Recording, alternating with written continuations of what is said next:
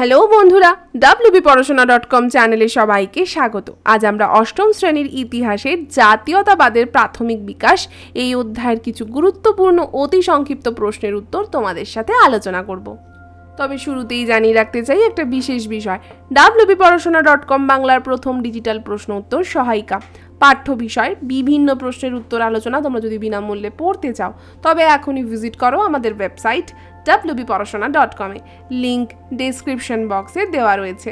তোমরা যারা WhatsApp use করো বা তোমাদের বাবা মায়েদের হোয়াটসঅ্যাপ রয়েছে তাদেরকে বলছি তারা চাইলে আমাদের চ্যানেলে জয়েন করতে পারো, সেই লিঙ্কও ডেসক্রিপশন বক্সে দেওয়া রইল। প্রথম প্রশ্ন, ভারতীয় জাতীয় কংগ্রেস কত খ্রিস্টাব্দে প্রতিষ্ঠিত হয়? খুব important question, not for this class, পরবর্তীকালেও দেখবে এই প্রশ্নটা আসছে, মাধ্যমিকেও দেখবে আসছে। তাহলে ভারতের জাতীয় কংগ্রেস 1885 খ্রিস্টাব্দে প্রতিষ্ঠিত হয়েছিল, সব সময়ের জন্য মনে রেখে দেবে। এরপরের প্রশ্ন, জাতীয় কংগ্রেসের প্রথম সভার সভাপতি কে ছিলেন? উত্তরটা হচ্ছে উমেশ চন্দ্র বন্দ্যোপাধ্যায় এই প্রথম সভার সভাপতি ছিলেন, এবং এটা কোথায় হয়েছিল জানো? বোম্বাইয়ে। কত খ্রিস্টাব্দে দেশীয় মুদ্রণ আইন বাতিল করা হয়? উত্তরটা হচ্ছে 1881 খ্রিস্টাব্দে দেশীয় মুদ্রণ আইন বাতিল করা হয়।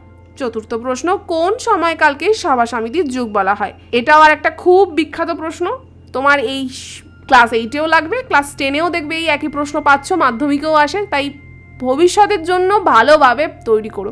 1857 থেকে 1885 খ্রিস্টাব্দের এই সময়কালকে সভা সমিতির যুগ বলে অভিহিত করা হয়েছে। পঞ্চম প্রশ্ন, 19 শতকে সভা সমিতির যুগ কে বলেছেন? 19 শতকে সভা সমিতির যুগ বলেছেন ঐতিহাসিক অনিল শীল।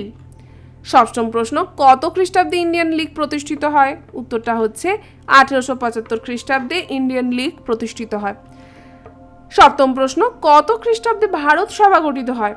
উত্তরটা দেখব 1876 খ্রিস্টাব্দে ভারত সভা গঠিত হয়। পরের প্রশ্নে তো অবশ্যই যাব, তবে তার আগে তোমাদের সাথে একটা বিষয় শেয়ার করতে চাই। তোমরা ক্লাস 8-এ উঠেছো, হিস্ট্রি, জিওগ্রাফি, বিজ্ঞান অনেক কিছু পড়তে হচ্ছে এবং তার বেশ চাপ। মোটামোটা সহায়িকা দেখলে অনেকেই ভয় পাও, তাই তোমাদের কথা মাথায় রেখেই wbporashona.com নিয়ে এসেছে to the point ebook series. কি থাকছে?